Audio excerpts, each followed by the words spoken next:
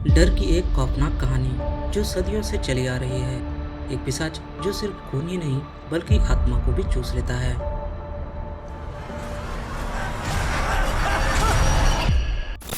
तो कहानी की शुरुआत में हम एक लड़की को देखते हैं जो कि बहुत ही डरी हुई थी और वो एक आत्मा से अपने अकेलेपन को दूर करने के लिए विनती करती है और उसकी पुकार एक शैतानी आत्मा को जगा देता है। और वो आत्मा कहता है कि तुमने मुझे अंधेरे से जगाया है और तुम इंसानों के बीच रहने लायक नहीं हो, बल्कि तुम तो इंसानों की कातिल हो।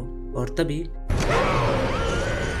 अगले सीन में हम उसी लड़की को देखते हैं जिसका नाम एलन था। एलन को अजीब तरीके की बीमारी थी और उसे समय समय पर अजीब से सपने दिखाई पड़ते थे जहां वो बार बार उसी शैतानी आत्मा से शादी करती थी। पर फिलहाल वो थॉमस के साथ अपनी जिंदगी खुशहाल तरीके से विस्बर्ग में गुजार रही थी। थॉमस तैयार होकर अपने ऑफिस जाता है और उसका बॉस उसे एक क्लाइंट को एक बहुत ही पुराना घर बेचने को कहता है। पर दिक्कत ये थी कि वो क्लाइंट बहुत ही उम्रदराज था और इसलिए थॉमस को उस क्लाइंट के पास जाकर उस घर के डील को पक्की करनी थी। थॉमस के लिए ये डील बहुत ही मायने रखती थी क्योंकि इस डील के पक्के होने पर उसे बहुत ही बड़ी कमीशन मिलने वाली थी। एलन थॉमस को अपने से दूर नहीं करना चाहती थी, पर थॉमस परिवार की जिम्मेदारियों को समझते हुए एलन को अपने अमीर दोस्त फेडरिक और उसकी पत्नी एना के घर छोड़कर शहर की ओर निकल जाता है। पर एलन उसे अकेला नहीं भेजती बल्कि अपने बालों को काटकर एक लॉकेट में भरकर उसे दे देती है। एलन ने ऐसा क्यों किया ये हमें आगे पता चलेगा। ट्रांसिल्वेनिया पहुंचते ही उसे बहुत ही अजीब लगता है क्योंकि उसे पता चलता है कि वहां के लोग उस किले में रहने वाले लोगों से डरते थे और उसे रात बिताने के लिए किराए पे कोई घर भी नहीं दे रहा था। और तो और उसे अजीब से सपने आने लगते हैं जिसमें वो देखता है कि गांव के कुछ लोग एक लड़की की बलि देने के लिए जा रहे थे और वे लोग कब्र को खोदकर सड़ चुकी एक लाश को बाहर निकालते हैं। और तभी थॉमस झटके से उठता है और उसे लगता है कि अभी अभी जो उसने देखा वो तो बस एक बुरा सपना था। पर वो अपने पैरों में लगी मिट्टी को देखकर दंग रह जाता है। थॉमस किसी तरह अब किले तक पहुंच चुका था और थॉमस को वहां की आबो हवा बहुत ही डरावनी लग रही थी। पर फिर भी वो किले के अंदर जाता है और वहां के काउंट ऑरलॉक से मिलता है। थॉमस को ऑरलॉक का बर्ताव बहुत ही अजीब लगता है और किले की हवा धीरे धीरे उस पे हावी होना शुरू हो जाती है। थॉमस को लगता है कि वो सपना देख रहा है और इसलिए वो अपने हाथों को जोरों से काटता है और बेहोश हो जाता है। थोड़ी देर बाद जब उसे होश आता है तो वो अपने सीने पे काटने का निशान देखता है और दंग रह जाता है, पर उसे कुछ भी याद नहीं होता।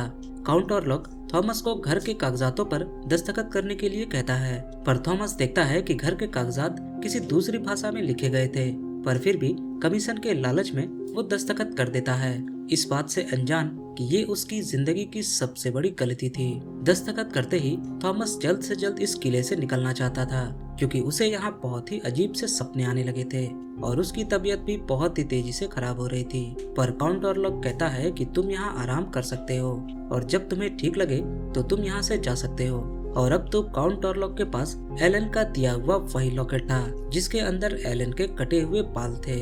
अगली सुबह थॉमस फिर से अपने सीने में काटने का निशान देखकर बहुत ही डर जाता है और वो यहाँ से भागने का फैसला करता है।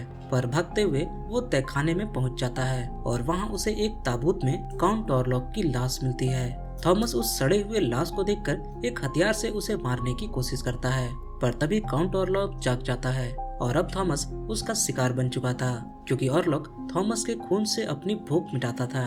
अगली सुबह थॉमस जागता है और ऑरलॉक के खूंखार भेड़ियों से बचते हुए किले से नदी में छलांग लगा देता है क्योंकि वो किसी भी हाल में इस किले से बाहर निकलना चाहता था।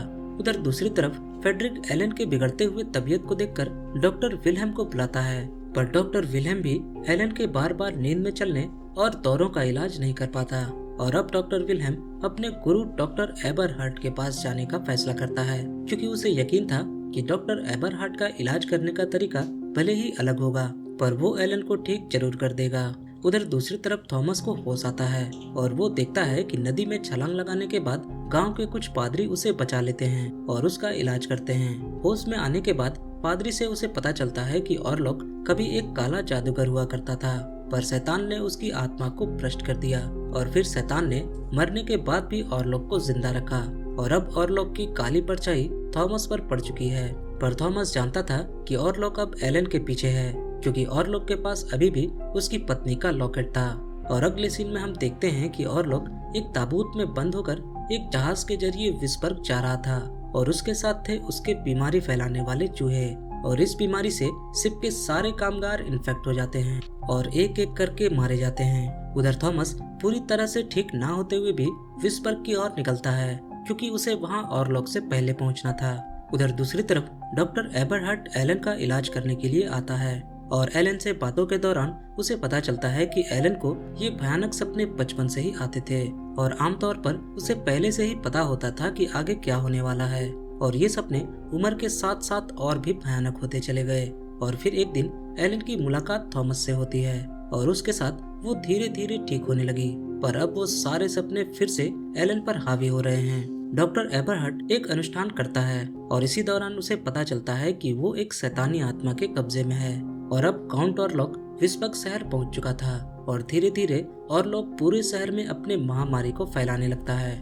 थॉमस बहुत ही जख्मी हाल में विस्बर्ग पहुंचता है और एलन उसे देखकर खुश हो जाती है। पर उसी रात ऑरलॉक फिर से एलन के सपनों में आता है और उसे बताता है कि थॉमस ने चंद सोने के सिक्कों के लिए एलन को उसे बेच दिया। और हमें पता चलता है कि ऑरलॉक ने धोखे से घर के कागजात के साथ साथ एलन के सौदे के कागजात में भी दस्तखत करवा लिया। ऑरलॉक एलन को अपने साथ चलने को कहता है, पर एलन अभी भी थॉमस से प्यार करती थी और इसलिए वो ऑरलॉक के साथ चलने से मना कर देती है। ऑरलॉक गुस्से में आकर एलन को सिर्फ 3 रातों का समय देता है और कहता है कि इन 3 रातों के अंदर अगर उसने खुद को ऑरलॉक के हवाले नहीं किया तो वो थॉमस को मार डालेगा। एलन होश में आते ही देखती है कि एना ऑरलॉक के फैलाए गए महामारी के चपेट में आ चुकी थी और हमें शहर के हाल भी दिखाए जाते हैं जहां डॉक्टर्स शहर को बंद करने की बात कर रहे थे क्योंकि शहर के अंदर सारे हॉस्पिटल्स पूरी तरह से भर चुके थे, पर मरीजों की गिनती बढ़ती ही जा रही थी। उधर फेडरिक अपनी पत्नी एना के बुरे हाल को देखकर थॉमस और एलन को अपने घर से निकाल देता है। उधर एलन घर पहुंचते ही थॉमस को सब कुछ सच बताती है कि कैसे उसके अकेलेपन ने शैतान को जन्म दिया, पर अब वो सिर्फ थॉमस से प्यार करती है और ऑरलॉक ने उसे 3 दिनों का वक्त दिया है और अगर इन 3 दिनों में मैंने अपने आप को उसे नहीं सौंपा तो वो हम दोनों को अलग कर देगा और सारी दुनिया महामारी से तबाह हो जाएगी। पर थॉमस के दिमाग में कुछ और ही चल रहा था और वो ऑरलॉक को मारने का फैसला कर चुका था। डॉक्टर एबरहर्ट इस बीमारी का इलाज किताबों में ढूंढने लगता है और उसे पता चलता है कि एना के पीछे जो शैतान है वो नॉसफेराटू है। डॉक्टर को आगे पता चलता है कि नॉसफेराटू रात के वक्त जागता है और दिन के वक्त सोता है और वो तभी मरेगा जब सूरज की पहली किरण उसके जिस्म पे पड़ेगी। डॉक्टर फौरन ही थॉमस को लेकर फेडरिक के घर जाता है, पर उसे पता चलता है कि उस शैतान ने फेडरिक के बच्चों और उसकी पत्नी को मार डाला है और अब फेडरिक भी उसी महामारी से मारा जाता है। पर वो अपनी आखिरी सांस अपनी पत्नी एना के साथ गुजारता है और अब वे लोग सीधा ऑरलॉक के किले की ओर बढ़ते हैं ताकि उसके शरीर को जलाकर नॉसफेराटू को मार सके। पर डॉक्टर एबरहर्ट अच्छी तरीके से जानता था कि इससे वो नहीं मरने वाला और उसे सिर्फ एना ही रोक सकती है और इसलिए वो जानबूझकर थॉमस को ऑरलॉक के किले तक लेके जाता है। थॉमस ऑरलॉक के ताबूत तक पहुंच चुका था और ताबूत खुलते ही वो लोहे की रॉड को सीधा ऑरलॉक के सीने में उतार देता है, पर थॉमस ये देखकर दंग रह जाता है कि वहाँ ऑरलॉक नहीं था बल्कि उसका बॉस था, यानी उसका बॉस शुरू से ही ऑरलॉक के कब्जे में था। और अब थॉमस को भी समझ आ चुका था कि डॉक्टर एबरहर्ट ने झूठ बोलकर उसे यहाँ तक पहुँचाया। थॉमस किसी भी हाल में एना को खोना नहीं चाहता था और इसलिए वो वहाँ से एना की ओर भागता है। उधर दूसरी तरफ आज तीसरी रात थी और एना ऑरलॉक को एक साजिश के तहत अपने पास बुलाती है और खुद को अपनी मर्जी से ऑरलॉक को सौंप देती है। ऑरलॉक एना का खून चूसना शुरू कर देता है। एना जानबूझकर उसे अपने साथ सुबह तक रोकने में कामयाब हो जाती है और जैसे ही सूरज की पहली किरण उसके शरीर पे पड़ती है तो उसका शरीर धीरे धीरे सड़ना शुरू हो जाता है और ऑरलॉक तड़प तड़प कर दम तोड़ देता है। और ऐसा करके एलन ने शहर को महामारी के श्राप से बचा लिया था और अब तो थॉमस भी एलन के पास पहुंच चुका था, पर अब बहुत ही देर हो चुकी थी और थॉमस ने अपना सब कुछ एलन के साथ खो दिया था।